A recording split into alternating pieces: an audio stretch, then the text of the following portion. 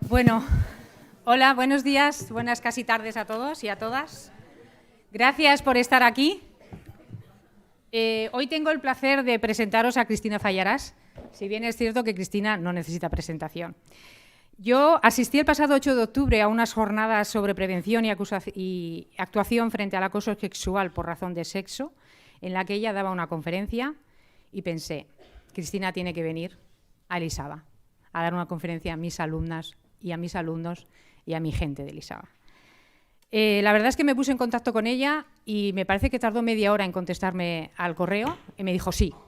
Y fue como, ¡oh! Entré en pánico y dije, ¿que ha dicho que sí? He dicho que sí porque os tengo mucha envidia, porque esto es lo que yo querría haber estudiado, pero cuando yo estudié no existían los ordenadores. Entonces lo comenté con la dirección de la escuela, con la Comisión de Igualdad, a los que agradezco eternamente todo lo que estamos haciendo ahora y que sin ellos esto no sería posible. Y bueno, como digo, dijo que sí y aquí está. Os cuento un poquito quién es Cristina, para los que no la conozcáis. Cristina nació en Zaragoza, es activista, escritora y periodista y en la actualidad ejerce de analista política. Es una gran defensora de la igualdad de género. Y Cristina, a raíz de la sentencia de la Manada del día 26 de abril del 2018, lanzó un hashtag que ni ella misma era consciente de la repercusión que iba a tener.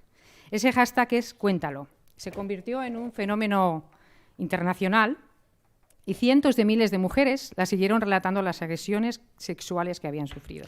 Ya vamos por 10 millones. Estas vivencias están recogidos en un libro, Cuéntalo, que os invito a que consultéis porque lo tenemos en la biblioteca de Elisava. Cristina fue redactora jefe de la edición catalana del Mundo, lo leo porque son tantas cosas que si no me olvidaré, y ha trabajado también en la cadena SER, El País, La Sexta, Radio Nacional de España, El Periódico de Cataluña, Antena 3 Televisión, 4, Telecinco, RAC1, Comradio, ADN, Sigueleyendo.es, La Sexta, 4, CTXT, La Marea, Público, Planeta, Alianza Editorial, Anagrama, TV3, Telecinco, Euskal Telebista y 4. Casi nada. He trabajado en todas partes, en todos los medios de comunicación de España, excepto en ABC, la cadena COPE, La Razón y OK Diario. Que quede claro. Bueno, es así. Igual por casualidad. Bueno, en el año 2019 ganó la tercera edición del Premio de Periodismo Feminista de María Luz Morales por el artículo Femenino Funeral, el lamentable recuento de las mujeres asesinadas en 2017. Ha publicado numerosos libros y ha recibido varios premios a lo largo de su carrera. Quiero dar las gracias a Fernando Cuchetti, profesor de la escuela, que participó en el proyecto Cuéntalo, gestionando toda la visualización de datos y recogida de datos y de información. No me extiendo más porque la importante es ella y la que tiene que hablar es ella. Desde Elisava Igualdad, muchas gracias por venir, Cristina. Te cedemos la palabra. Gracias.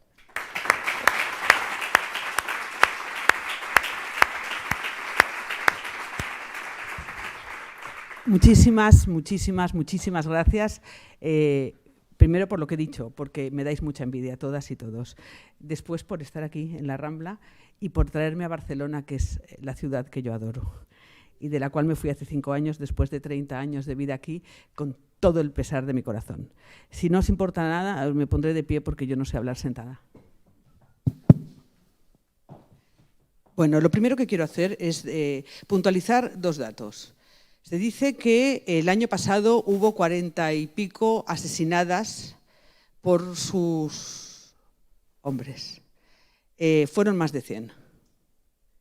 Hace poco se publicó que por fin habíamos llegado a la cifra, lamentablemente, de 1000 asesinadas en lo que se llama violencia de género, que es violencia machista. Son más de 2000.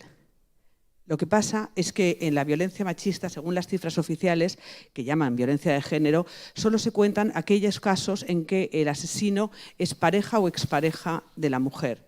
De tal modo que, por ejemplo, Diana Kerr no es víctima de violencia de género del chicle, que la cogió, Dios sabe qué le hizo, y la mató. Pero como no era ni su exnovio ni su exmarido, no cuenta. Tampoco cuentan las menores de 18 como violencia de género o machista. Y tampoco cuentan las putas.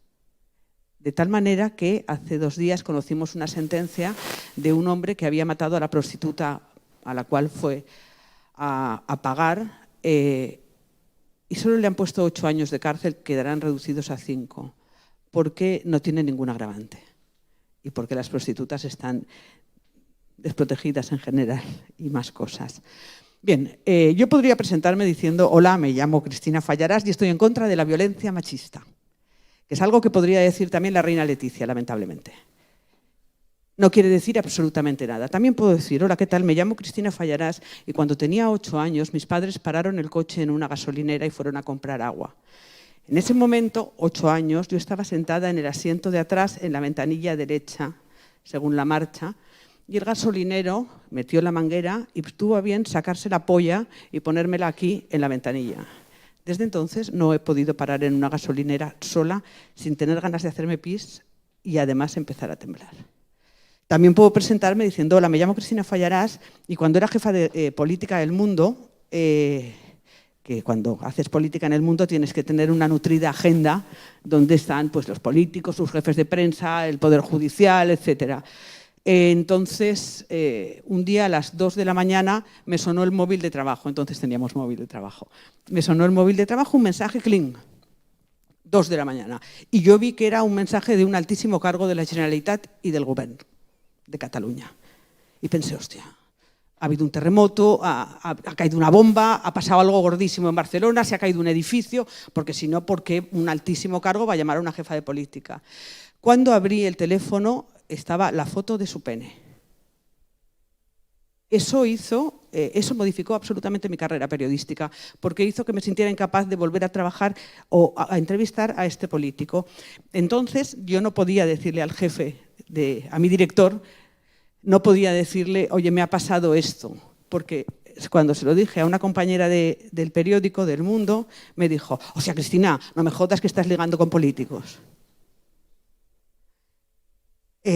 ¿Cuál es la diferencia entre hola, me llamo Cristina Fallarás y estoy en contra de la violencia machista, hola Leticia, o decir hola, me llamo Cristina Fallarás y un día, cuando tenía 18 años y había venido a estudiar a Barcelona, cogí un tren para ir a Masnou y el tipo del asiento de ahí se sacó la polla y se masturbó y yo no pude bajarme del tren hasta que no acabó de masturbarse y se levantó y se fue? ¿Cuál es la diferencia entre ambas cosas? Se llama mecanismos de identificación y tienen que ver con la abstracción. La abstracción a la que estamos muy acostumbrados en este país y acostumbradas en este país. Os pongo un ejemplo. En 2008 estaban a punto de echarme. A mí me echaron embarazada de 8 meses. Y nadie me pagó un duro por ese despido. Embarazada ni pagaron en los juzgados. Estaban a punto de echarme y de repente salió en La Vanguardia, en la portada, en un titular de la portada, baja la prima de riesgo. Y yo pensé: hostia, se han equivocado. Se han equivocado porque en periodismo no puedes poner un término que no sea conocido por todos o por todas. Quiero decir, no puedes poner la palabra consuetudinario, por ejemplo, porque hay gente que no la conoce. Y mucho menos en portada. Bueno, en primera página. Pensé, bueno. Al cabo de 3 días volvieron a poner sube la prima de riesgo. Y pensé, nos están desapareciendo a los pobres. Efectivamente, a partir de entonces nadie habló de los que teníamos solamente una patata para comer, nadie habló de los niños que iban al colegio con agujeros en los zapatos, nadie habló de todos los niños que no llevaban libros cuando iban a la escuela, como mis hijos, porque no teníamos para comprárselos. Nadie habló de nada de todo eso. Nos levantábamos por la mañana y en la radio decía: hola, ¿qué tal? Buenos días, aquí hoy por hoy, Carlos Francino, hoy sube la prima de riesgo. ¿Os acordáis alguno? Hoy baja la prima de riesgo. Y nos acostumbramos a celebrar o a lamentar la subida o la bajada de la prima de riesgo como si alguien supiera lo que era la prima de riesgo. La prima de riesgo solamente era una abstracción que permitía a los medios de comunicación, como lo llamado violencia de género, que permitía a los medios de comunicación no informar sobre los pobres y desaparecer a los pobres y a las pobres de un plumazo. En España somos muy fans en el periodismo y en la política y en todas las instituciones de la abstracción porque nos permite no contar la historia. La mayor abstracción de la que podemos presumir en España es la transición, modélica transición. ¿Qué es la transición? La transición no tenemos ni puñetera idea de lo que es, de tal manera que una vicepresidenta del gobierno llamada Carmen Calvo tuvo las santas narices de decir que fue un proceso, hace nada, que fue un proceso pacífico. En la transición se asesinó a más de 600 personas. A más de 600 personas normalmente por parte de las fuerzas y cuerpos de seguridad del Estado, que torturaron a miles. Eso es la modélica transición española. Pero ¿qué pasa? Que como ponemos el término transición, no podemos enterarnos de qué pasó, porque eso no está narrado. Otra abstracción es la memoria histórica.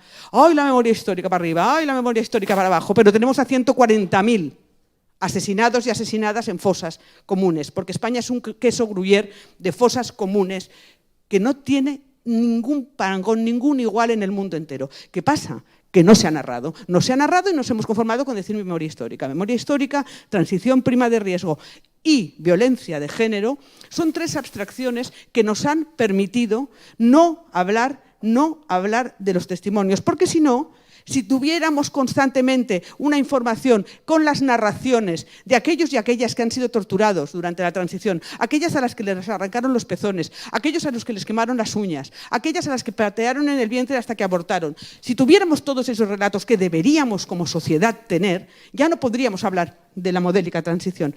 Pero como nos los han hurtado, sí podemos hablar de la modélica transición. La diferencia es la abstracción y el testimonio. La abstracción crea olvido, el testimonio genera memoria colectiva, que es lo que nos han hurtado a todas.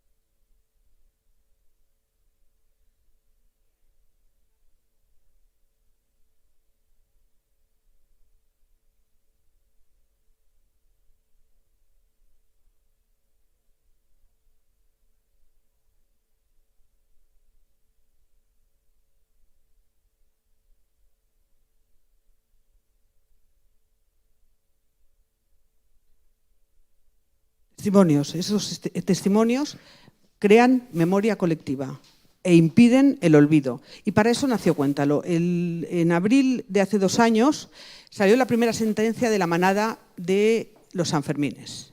Yo estaba en directo en televisión y en ese momento directamente decidí no ser periodista, ser mujer. Y solté una diatriba y lloré.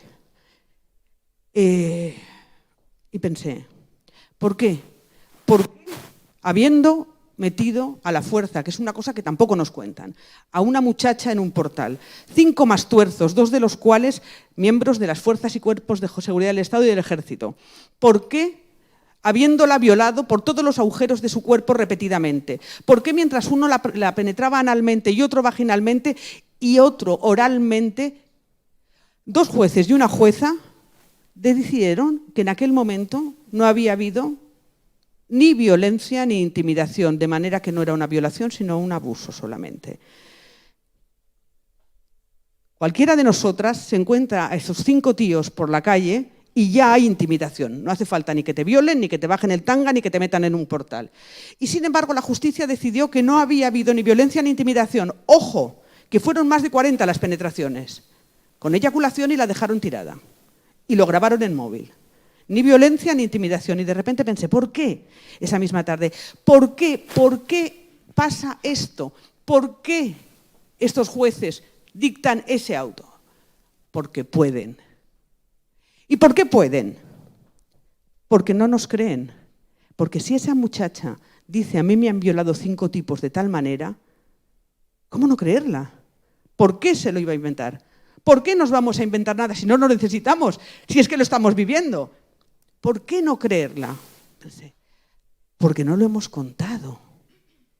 Claro, no nos creen porque no existe una memoria colectiva, porque no lo hemos contado. Y entonces pensé, había escrito un artículo, Virginia Alonso, la directora de Público, había escrito un artículo donde contaba que ella, teniendo 12, 13 años, la habían mandado interna a Inglaterra, como hacían con muchas de nosotras, pues en verano, 15 días, un mes, y estando en un autobús, unos chavales, dice, primero me parecieron 6, luego me parecieron 60, luego me parecieron 600, empezaron a levantarle la braga, a tocarle los genitales y a tocarle los pechos. Todos a la vez. Ella no lo contó jamás porque pensó, primero, mi madre no me cree, y si me cree no me vuelve a mandar a Inglaterra, y además todos mis amigos me culpabilizan. Entonces cogí ese artículo, me subí sobre él y puse un texto que era, colegas, no nos creen y nos han hurtado el relato de lo que somos, porque no es casual que nos hayan hurtado este relato. Y puse un hashtag, puse cuéntalo. Yo ya había hecho otros hashtags de ese tipo, como de crear memoria colectiva. Cuando me despidieron embarazada puse un hashtag que era nombra a quien te despide, y yo nombré a quienes me habían despedido. Por si alguien no lo sabe, se llaman Albert Montagut, que era el director, y José San Clemente, que era el consejero delegado por Planeta, editorial Planeta. Ellos me echaron y hay que nombrar a quien te agrede, siempre. Bien, ellos permanecen en Barcelona, yo en Madrid. Entonces dije, cuéntalo. Nadie contó quién le había despedido embarazada, ni una sola mujer se animó a hacerlo. Así que cuando volví por la noche, yo estaba presentando una novela, cuando volví por la noche al hotel a ver si alguien se había sumado al cuéntalo, de repente 100 mujeres adultas estaban contando las agresiones que habían sufrido, y aquello me pareció una barbaridad brutal, porque cualquiera que haya hecho periodismo sabe que buscar dos testimonios es un trabajo bestial. Y de repente 100 mujeres lo estaban contando. A mí me pareció que ya era un éxito absoluto. Al cabo de 3 días eran 100.000. Al cabo de 10 días eran 3 millones de 16 países distintos. Bien, ¿por qué esas mujeres no lo habían contado antes? Porque es evidente que no es que quisieran tenerlo calladico en una capillita. Les abrí una puerta con un solo hashtag de una sola mujer, de un solo país, de una sola ciudad y sin apoyo de nadie, y ¡fuoca! 3 millones de mujeres entraron a saco. Entraron a saco en menos de 15 días, en menos de 2 semanas. Bien, es evidente que esas mujeres no lo habían contado antes porque no tenían dónde. ¿Sí? ¿Por qué no tenían dónde? Porque se les había prohibido contarlo. Se nos ha prohibido contar casi todo. Os voy a contar por qué. Los medios de comunicación de masas, existían hasta hace poco medios de comunicación de masas, eran la tele, la radio, la prensa, el cine, la industria editorial, sobre todo en lo referente a libros de texto. No había más medios de comunicación de masas. ¿Qué pasa? Que de repente, en 2016, 2017, pongamos que nos salió el año húmedo. Y ¡plop! Salió una seta, que se llamó Valle de los Caídos, que no estaba ahí, claro. Apareció en 2016 porque nos había salido el Valle húmedo. Y de repente, ¡plop!, salió otra seta, que se llamaba Familia Franco. ¡Oh! Y salió otra, que era Martín Villa. ¡Plop! Salieron 140.000 setas, que eran los 140.000 republicanos asesinados y republicanas asesinadas. ¡Plop! Salió otra seta, que se llamaba Presos. ¡Plop! Salió otra. Bien. Todo eso había estado ahí décadas. Lo único es que nadie lo había contado. No, es cierto que no estuviera. El Valle de los Caídos no nos salió como una seta y la familia Franco tampoco nos salió como una seta. Ni nos salió como una seta la idea de la república frente a la monarquía, ni lo que ha robado el rey Juan Carlos y lo que robará su hijo durante toda su vida. Eso estaba ahí.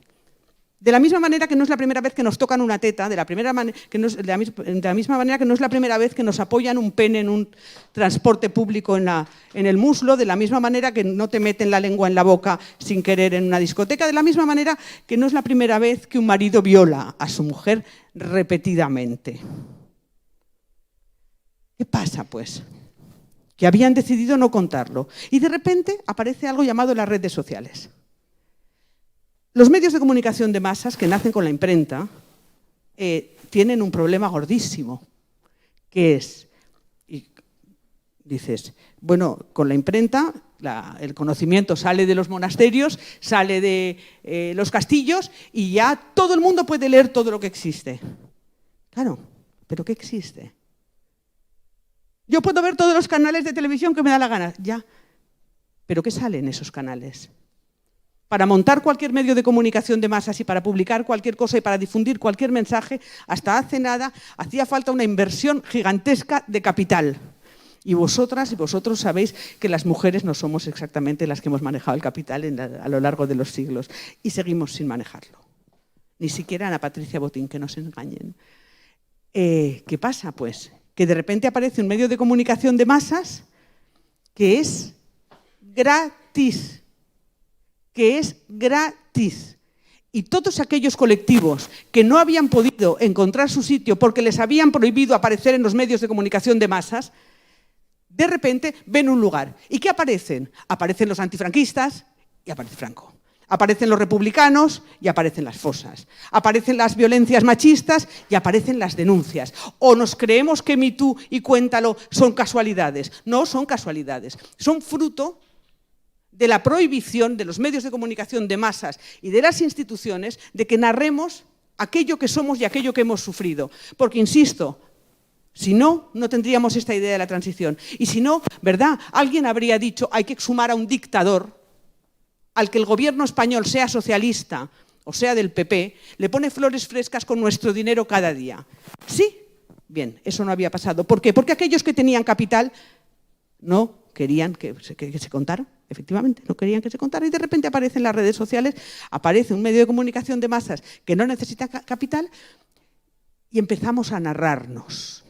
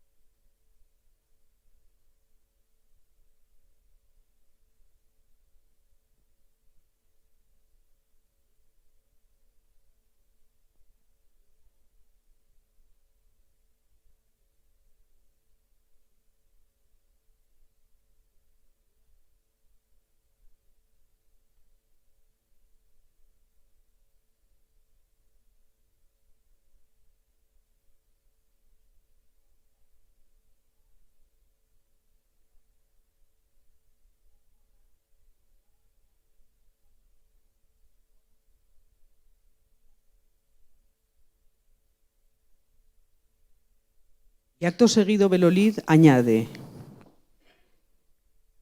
al seu germà, mi padrastro, cuando tenía 13 años, porque eso pasa cuando tenía 6, cuando tenía 13 años me tocaba los pechos en la cocina.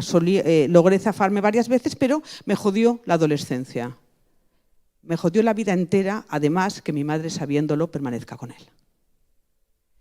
¿Qué hay en estos tweets? ¿Qué hay en estos testimonios? Bien, que en el testimonio de Belolid se reconocen y saben cómo narrarse y eliminan la culpa aquellas mujeres a las que violaba su tío, aquellas mujeres a las que violaban con menos de 10 años, aquellas mujeres a las que violaba su padre, aquellas mujeres a las que la madre no apoyó, aquellas mujeres a las que violaban encima de la mesa de la cocina, aquellas mujeres a las que violaban de niñas mientras otra persona miraba, aquellas mujeres a las que les han jodido la vida.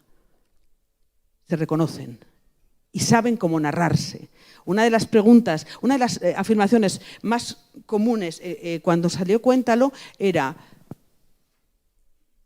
yo no sabía que esto podía contarse. Brutal. Otra era: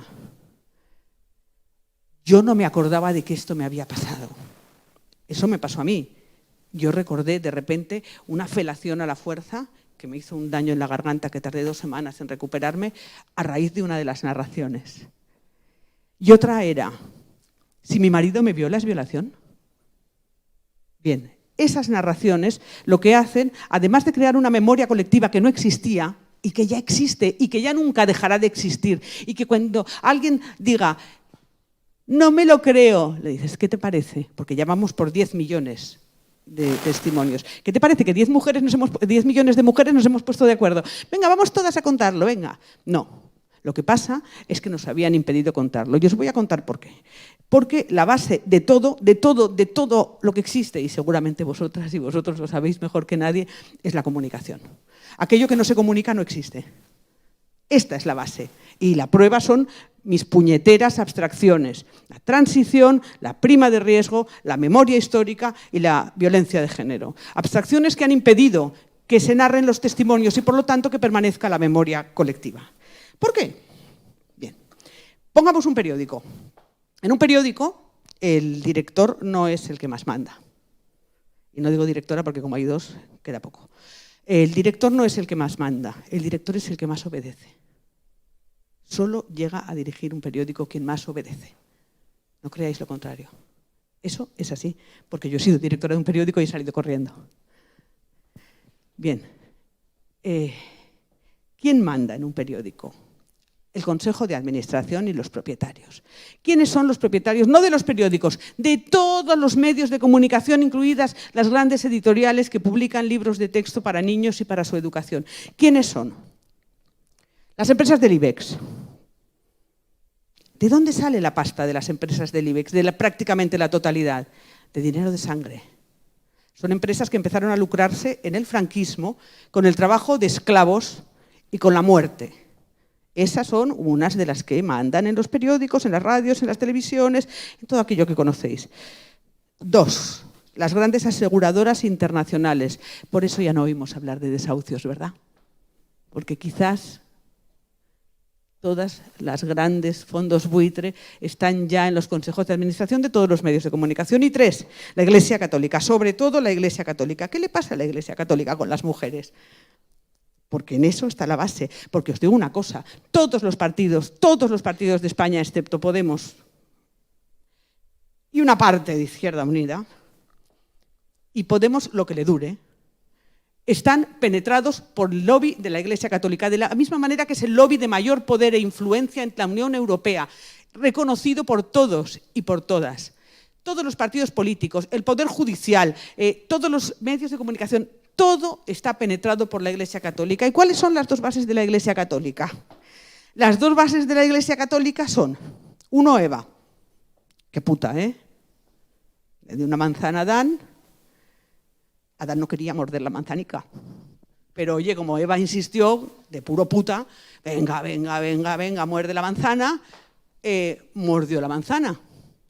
Entonces Eva es la culpable absoluta, porque bajó Dios y dijo: y tú parirás con dolor y tú trabajarás con el sudor de tu frente. Jódete.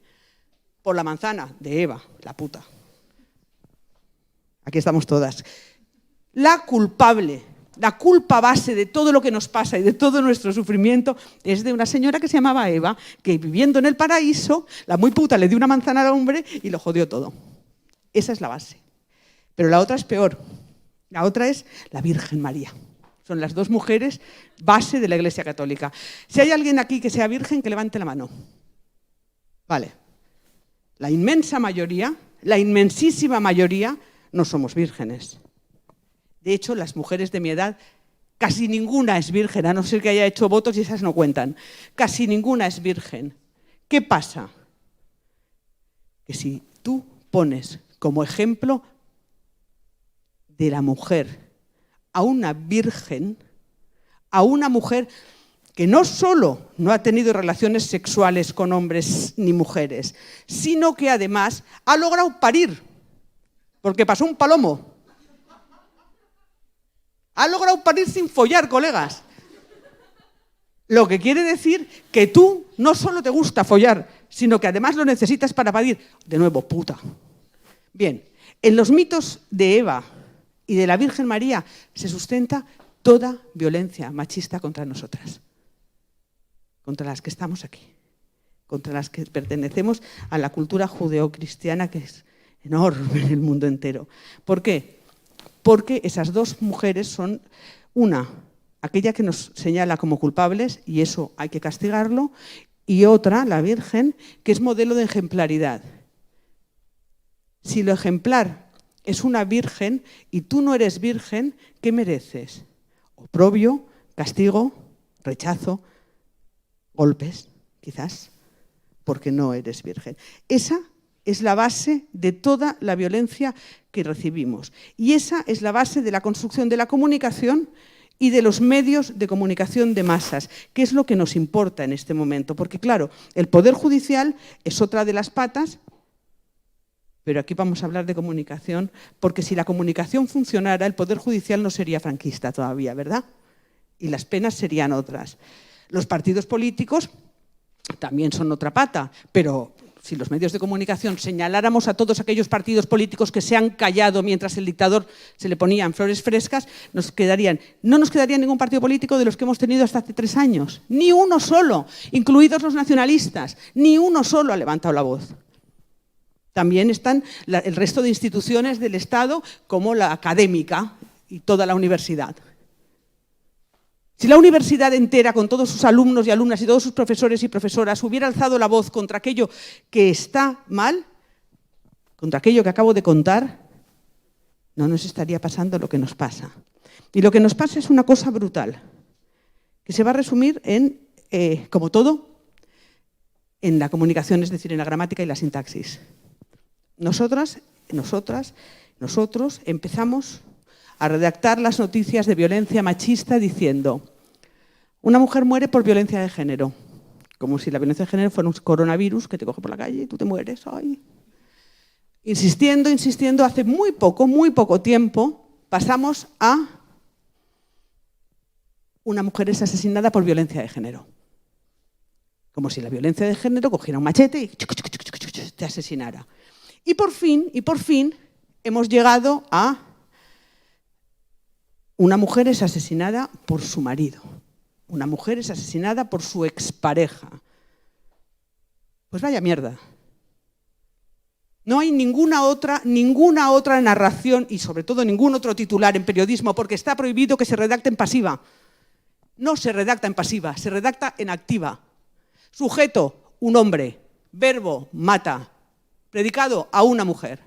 Y sin embargo volvemos a poner a la mujer como sujeto protagonista de la acción, cuando el sujeto protagonista de la acción es un hombre, no una mujer. ¿Por qué?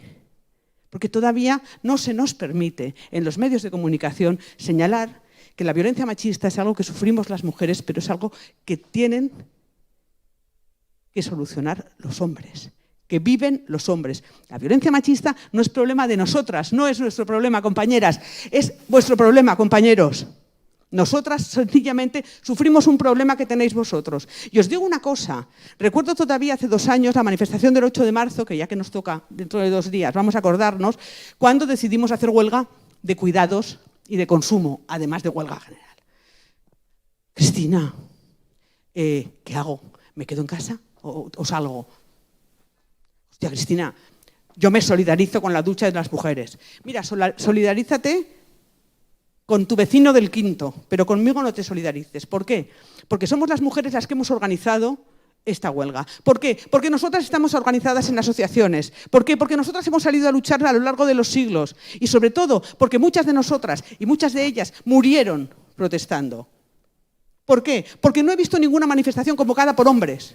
¿Por qué? Porque no he visto ninguna asociación de hombres que tenga el suficiente peso contra la violencia machista. ¿Por qué? Porque seguimos siendo nosotras el sujeto de la frase: una mujer es asesinada por su ex. Redacción en pasiva. Bien, según el CIS, y el CIS suele decir que, bueno, Menos de la mitad, ellos manejan menos de la mitad de los datos reales. Según el CIS, en este momento en España, y es un dato que se repite en los últimos 10 años, 600.000 mujeres son maltratadas y agredidas habitualmente. Habitualmente quiere decir casi cotidianamente. 600.000, que como el CIS se queda a la mitad, pongamos que son 1 millón y pico de mujeres. Ahí, 1 millón y pico de mujeres son maltratadas habitualmente. No hay 1 millón y pico de mujeres maltratadas, hay 1 millón y pico de torturadores. Y una sociedad, porque no es maltrato, se llama tortura, porque cuando te lo hacen cada día, una cosa es una agresión y otra cosa es que cuando algo es constante, cuando una agresión violenta y dolorosa, con ánimo de hacer daño, es constante, se llama tortura. Entonces en España no hay 1 millón y pico de torturadas, hay 1 millón y pico de torturadores y deberíamos plantearnos qué es una sociedad con 1 millón y pico de torturadores.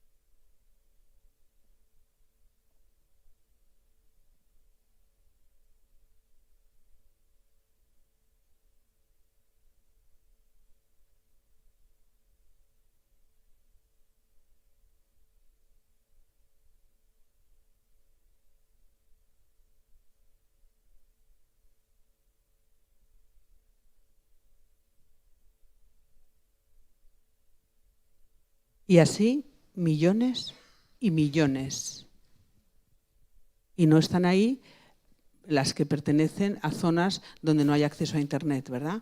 Y no están ahí aquellas que no tienen Twitter. Y no están ahí aquellas que no saben manejar un hashtag. Y no están ahí en general aquellas que son mayores de 70 años. Ni aquellas que son todavía menores de 16. Como he dicho muchas cosas, ahora, si queréis, responderé a cualquier pregunta que me hagáis. Y solo quiero añadir una cosa, que sola y borracha quiero llegar a casa.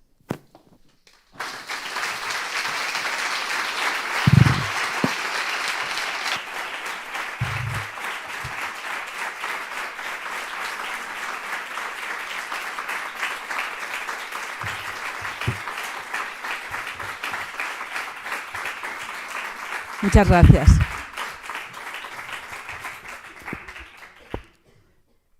Podéis atreveros a hacer preguntas porque en las respuestas soy menos vehemente.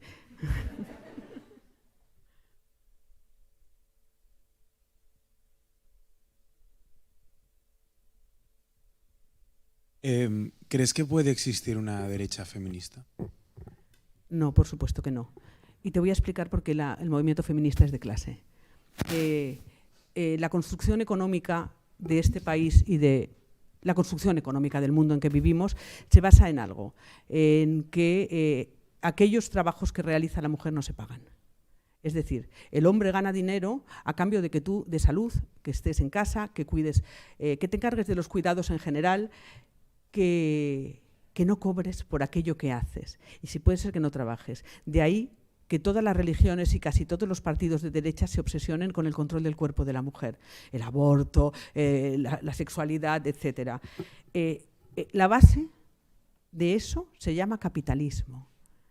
Es decir, todo el capitalismo está construido sobre la idea de que la mujer trabaja gratis porque si no el hombre no podría ganar el dinero que gana. ¿Por qué? Pues porque a las 5 tendría que volver a casa a limpiar los mocos, pues porque tendría que dar la teta, que no tiene, pero dar un biberón, porque tendría que hacerse cargo de su madre o de su padre, ir a la clínica, pero eso son cosas que nos tocan a las mujeres. Esa es la única posibilidad para construir un mundo como el que tenemos. Y os digo más, de todas las ideas que el feminismo me ha aportado, yo no era feminista. Nadie nace feminista, lamentablemente. El feminismo es algo que de repente se aprende, es lo que se llama las gafas moradas o el golpe en la cabeza. ¿Por qué? Porque nacemos en una sociedad tan machista que cuesta mucho ser feminista. Una de las mayores ideas y más interesantes es la idea de los cuidados. Es decir, ¿qué es más importante en una sociedad? ¿Invertir en bolsa o cuidar a tu madre? ¿Qué es más importante en una sociedad? Irte a firmar un contrato cuando te vas a un bar y alargas un rato, o hablar con tus hijos. ¿Qué es más importante que los cuidados? Nada, pero en cambio es lo único que no se paga. El hecho de los cuidados económicamente remunerados es para mí el mayor avance que nos queda por hacer, más allá de la violencia machista, por supuesto. Y por eso no hay partidos de derechas, ni siquiera de eso que llaman centro. Y añado ya de paso que la clase media no existe. Gracias.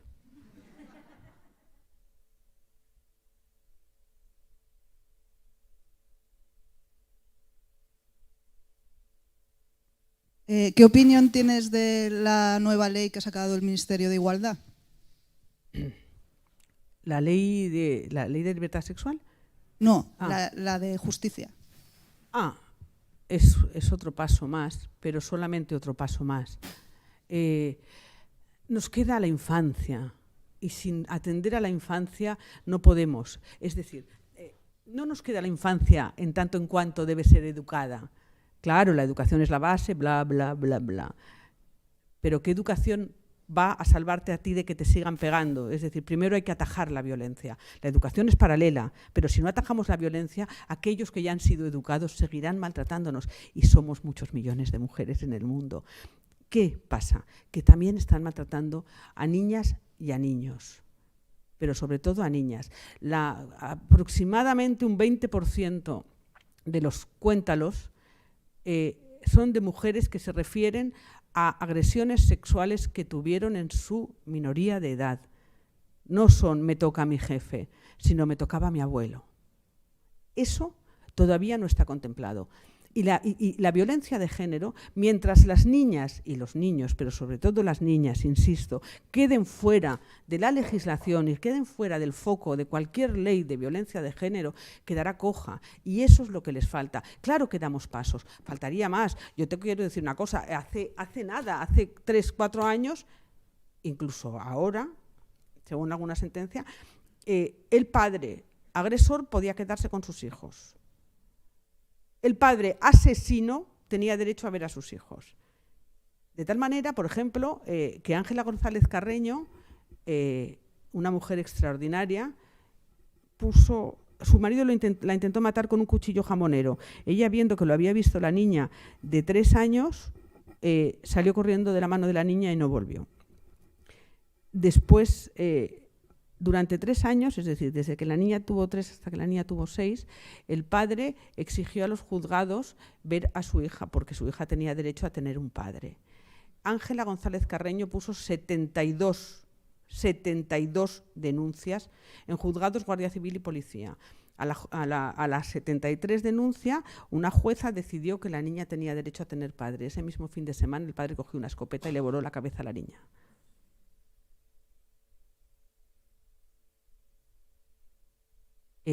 Ángela González Carreño denunció al Estado español por dejación de funciones y por colaborador, que es lo que es, en el juzgado de guardia, en la audiencia provincial, en la audiencia nacional, en el Supremo, en el Constitucional, en el Tribunal de Derechos Humanos de Estrasburgo, y todos ellos le negaron la restitución y la restitución.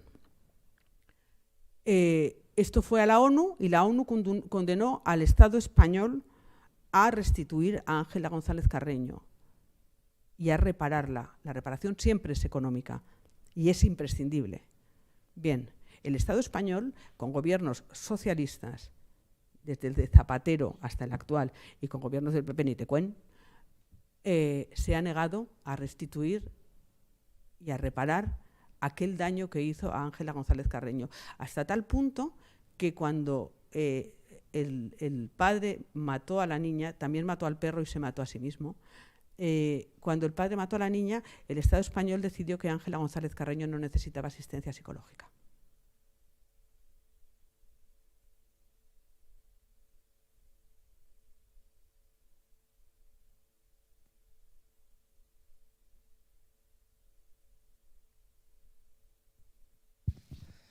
Bueno, yo primero te quería dar las gracias por venir y por la charla. A todos vosotros por estar aquí. Y por hablar de La Manada, porque yo soy de Estella, que es un pueblo cerca de Pamplona, y la noche que pasó yo estaba en San Fermines. Me podía haber pasado a mí.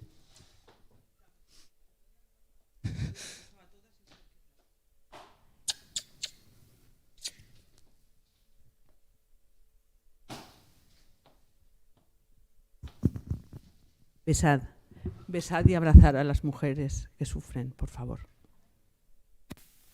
El contacto físico es imprescindible, haya o no coronavirus.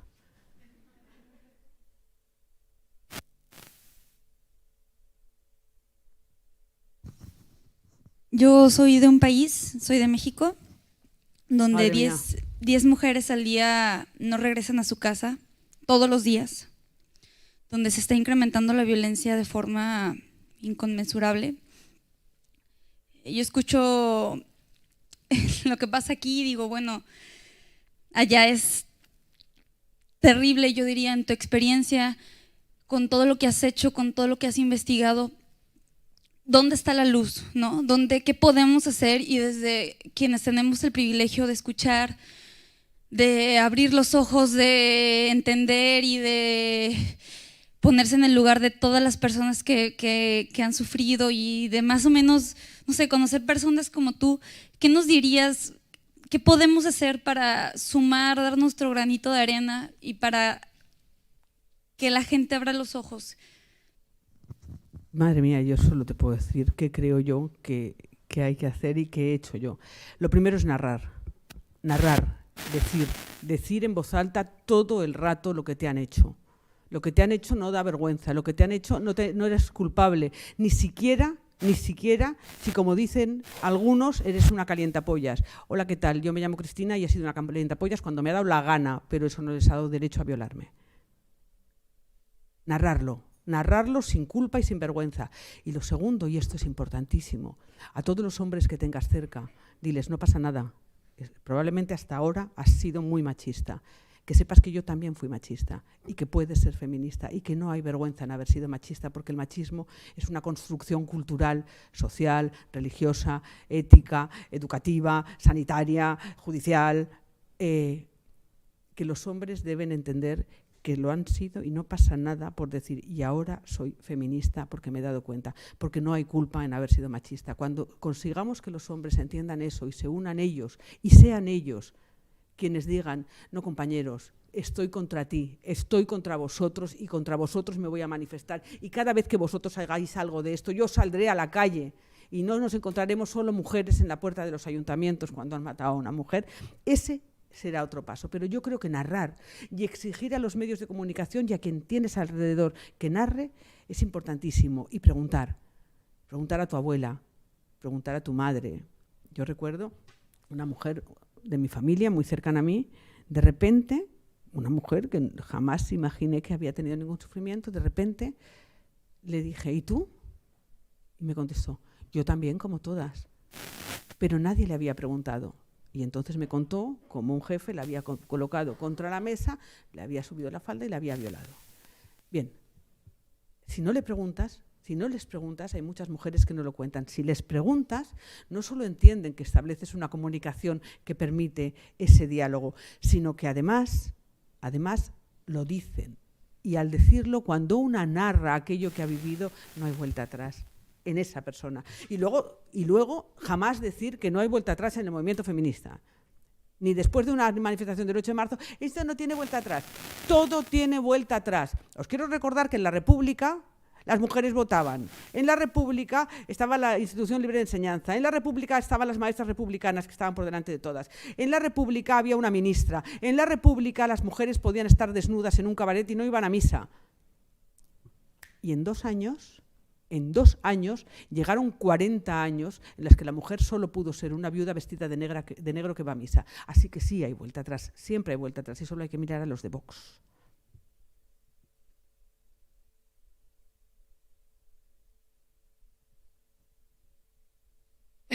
Para ti, ¿qué quiere decir ser feminista? Respetar los derechos humanos. Respetar los derechos humanos. Ser feminista, yo soy activista, eso es una cosa. Es decir, yo soy activista y me dedico activamente a combatir el machismo y la violencia. Activamente incluso poniendo mi cuerpo. Es decir, yo he ido a burdeles. Mirad, cada sociedad tiene la violencia que tolera. Si aquí, en ese callejón, estuvieran prostituyendo a niños o niñas, iríamos como bestias, no solo nosotros, iría todas las fuerzas de este país como bestias y quemaríamos el callejón y sacaríamos a los niños. Si en la fábrica de al lado estuvieran un grupo de negros, ponte tú, trabajando atados con cadenas, drogados y a palos o a latigazos, iríamos allí, sacaríamos a ese grupo humano y cerraríamos y quemaríamos la fábrica. Si en el bar de al lado trabajaran una niña de 10 y un niño de 12 poniéndote la Coca-Cola, el café o el cubata, mandaríamos cerrar ese bar inmediatamente y nunca más se volvería a abrir, por lo menos con los mismos dueños. En España hay entre 40 y 100.000 esclavas sexuales. Si tú das una vuelta por los alrededores de Barcelona, tienes una docena de prostíbulos grandes que están anunciados. ¿Alguno de vosotros ha ido a preguntar si esas muchachas están esclavizadas? ¿Alguno de vosotras ha ido a preguntar si esas muchachas son golpeadas? ¿Alguna de vosotras o vosotros ha ido a ver qué mordiscos tienen en los pechos? ¿No? ¿Por qué? Porque toleramos la violencia contra las mujeres. Entonces, ¿qué es feminismo? Me preguntabas. El feminismo es entender que todas y todos tenemos los mismos derechos, que nadie tiene derecho a ejercer violencia sobre nadie, que no se puede pagar por hacer daño, que no se puede pagar por violar, porque tú tienes el mismo deseo sexual que yo. Yo me pongo caliente las mismas veces que ese señor y con la misma intensidad, a diario, colega, mira lo que te digo. Pero no necesito, como no tengo novio, ir para pagar a alguien y follarlo, ¿verdad? En cambio, los hombres, sí. ¿Lo hacen porque tienen un deseo sexual desbordante y por eso tienen que pagar una...? No, hija, no. Pagan para violar. Porque el deseo sexual es el mismo que el tuyo y el mío y nosotras no pagamos para violar. Ese tipo de cosas, decirlas... romper aquello que nos parece normal y en cambio es un abuso o es una agresión, es activismo feminista. Pero feminismo es sencillamente exigir tener los mismos derechos, que a mí no me paguen el 30% menos del hombre que tengo al lado haciendo lo mismo que yo en la televisión. Eso es feminismo. ¿Y crees que la prostitución debería estar prohibida? Define prostitución. Claro, ¿qué es prostitución? Mira. Pagar, ¿no? Pagar por... Ayer publiqué un artículo, yo hace muchos años que me preguntan lo de abolición o regulación de la prostitución, pero sobre todo en los últimos 2 años es una tortura. ¿Tú eres abolicionista o regulacionista? Mi respuesta siempre es, yo defiendo los derechos de las mujeres y defenderé siempre y estaré siempre en contra de aquellos que ejerzan violencia sobre ellas y me tendrán allí para poner la cara, como me he ido a algún prostíbulo y me he ganado un par de hostias del vigilante de la puerta por querer ver si esas mujeres tenían papeles o no. Cuando me dicen, voy a llamar a la policía, y yo siempre digo, diles que salgan. Claro, diles que salgan, venga. Y que saquen la farlopa también. Claro. Quiero decir, si sacas de ese grupo lo que llamamos prostitución, quita a las que son fruto de la trata. Estamos de acuerdo. Quita a aquellas que son prostituidas por terceras personas, violenta o no violentamente, porque no puede ser no violentamente. Quita aquellas a las que han educado en la prostitución porque desde pequeñas, como está pasando en los centros de menores de toda España, desde pequeñas les han obligado a chupar pollas y saben que así se gana dinero o una camiseta. Quita a todas aquellas mujeres. Bien, ¿cuántas nos quedan? Pero te digo más, ¿regularías un trabajo cuya opresión brutal de clase y económica vuelve a la mujer un animal? Es más, ¿tú crees que un hombre durante 12 o 24 horas chuparía coños uno cada media hora de señoras viejas y a menudo sucias que seguramente le pegan mientras los chupa? No, ¿verdad? ¿A qué llamamos prostitución? Esa es la pregunta. Seguramente hay algunas mujeres muy ricas, las llaman escorts, que van con altísimos funcionarios y pues se acuestan a cambio de muchísimo dinero. Pero eso no es prostitución, eso es otra cosa. Una última pregunta. Después de haber vivido y no sé, todo lo que has vivido, ¿no te cansas? Quiero decir, yo es que Mucho. me agoto. O sea, hay veces que digo, no puedo más. Mucho, muchísimo. Y entonces lee. Pero lee otras cosas. ¿Sabes? Da igual, a Camus, a García Márquez, lee a Virginia Woolf, lee a Italo Calvino, lee a Philip Roth, lee a Cortázar.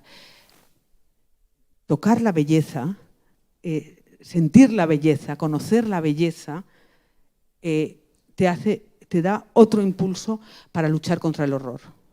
Porque el horror mata la belleza y la belleza es imprescindible. Y consumir belleza, disfrutar belleza, gozar belleza, te vuelve revolucionaria. Esa es mi experiencia, ¿eh? Hola. ¿Qué tal? Me sabe mal porque he llegado tarde, así que no sé si has tratado el tema, pero muchas veces hablamos de esta experiencia desde una misma, ¿no? Y cuando tú ves a alguien cercano a ti que está siendo maltratada, que es infeliz y que están abusando de ella, ¿cómo puedes hacer para intentar que esa persona lo vea y sea consciente de dónde vive? Porque por un lado es como, ¿quién soy yo para meterme en tu vida? ¿No? Pero hay un límite y yo creo que hay un punto en el que, bueno, la sororidad, y bueno, me enrollo. Pero... No tiene que ver con la sororidad, tiene que ver con la tortura. Tú y yo estamos en contra de la tortura. Claro, estamos en contra de que se torture. Estamos en contra de que un señor coja, tumbee a una señora en la cama o a otro señor en la cama y le aplique electricidad en los genitales, etcétera. Son torturas que todas conocemos, que todos conocemos y que enseñó a practicar Henry Kissinger, Premio Nobel de la Paz. Ahí es nada. Con su manual de torturas, que viene de la batalla de Argel, francesa. Lo que tienes que hacer es decirle, te están torturando. Si quieres, estoy aquí. Te están torturando. E ir directamente a un lugar donde hay miles de lugares, cientos de miles de lugares, donde cunda el feminismo, a una asociación feminista, a una coordinadora feminista, etcétera, y decir, tengo este caso. Esta mujer está viviendo esto. ¿Qué hago? Porque no siempre es tan fácil ir a la policía. Y sin embargo sí es fácil acudir a un grupo de mujeres, busca grupos de mujeres que sepan tratar estos casos. No es cierto que haya que ir corriendo a la policía, porque a veces no arregla nada. Y no habré dicho esto yo en público, y menos en una institución educativa. Pero lo primero es acudir a un grupo de mujeres. Primero es decirle a ella, te están torturando. Esto no se llama amor, se llama tortura. Esto no se llama que te hacen un daño. Esto no se llama que un día está mal. Esto se llama tortura. Estás con un hombre que es un torturador. Te vas a un grupo feminista y dices, tengo este caso. Ella, en el caso de que ella no quiera denunciar o no quiera hacer nada, que no quiera separarse. Dices, mira, ella no quiere dar ningún paso, pero que sepáis que está pasando esto, es esta persona. Y los grupos feministas organizados sabemos cómo hacer. De la misma manera sabemos acompañar a muchachas a casa que tienen miedo a ir solas, de la misma manera que en nuestras casas acogemos a mujeres que salen corriendo de su casa porque su marido las está persiguiendo con un cuchillo. Bien, esas mujeres que salen corriendo de su casa porque su marido las está persiguiendo con un cuchillo y las va a matar, no tienen, porque las instituciones del Estado ni de las comunidades autónomas les ha dado la gana de financiarlo, no tienen casas de acogida de urgencia. Con lo cual, lo máximo que pueden hacer es acabar en una comisaría y volverse para casa, para que el señor que esté con el cuchillo las vuelva a matar. Los grupos feministas estamos para eso. Y yo, dentro de los grupos feministas, soy de las que menos sé, porque yo trabajo en otras cosas, pero te aseguro que hay mujeres que han vivido esto que tú me cuentas por 1000 y que tienen claro en cada caso cómo manejarse. Os agradezco mucho, Rosario, agradezco a Elisaba muchísimo esta invitación por todo lo que os he dicho antes y por el resultado de la charla que me parece extraordinario y por vuestra atención a todos vosotros. Si os parece bien, ¿me dejas el libro un momento? Voy a leer el final del libro que publiqué sobre este asunto. Es un final, es duro, pero creo que es importante porque no hay que tener miedo a narrar. El final está montado sobre historias que leí, sobre actos que leí en Cuéntalo.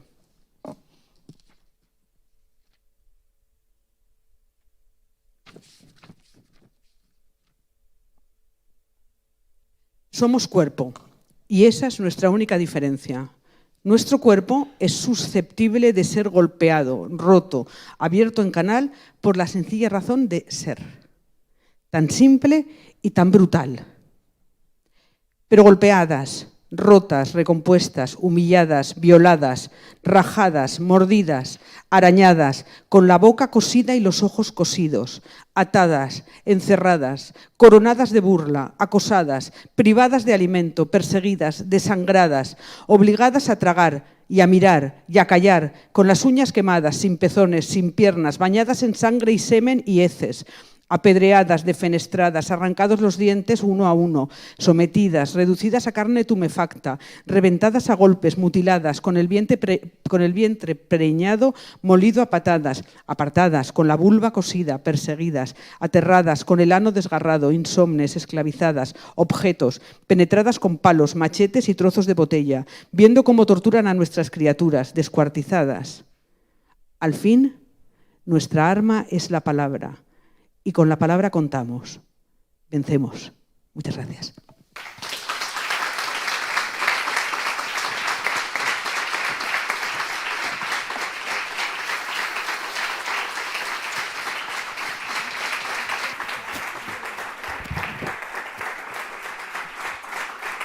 Gracias.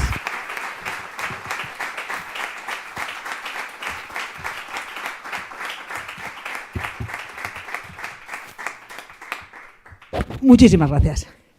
A comer. Muchas gracias a todos por estar aquí y gracias a Cristina. Me quedo con una frase que ha dicho ella, que ha sido, vamos a buscar encuentros, has dicho algo así como vamos a buscar encuentros de amor, sí, y de hermosura y de belleza. Yo creo que en Elisaba tenemos un sitio para esto y lo han formado las alumnas de Elisaba, las heréticas, que se reúnen todos los lunes a la 1 y es un espacio para hablar de lo que queramos. O sea, que os invito a que la sigáis en el Instagram y que asistáis a esas sesiones en las que hablamos de lo que sea. Gracias a todos.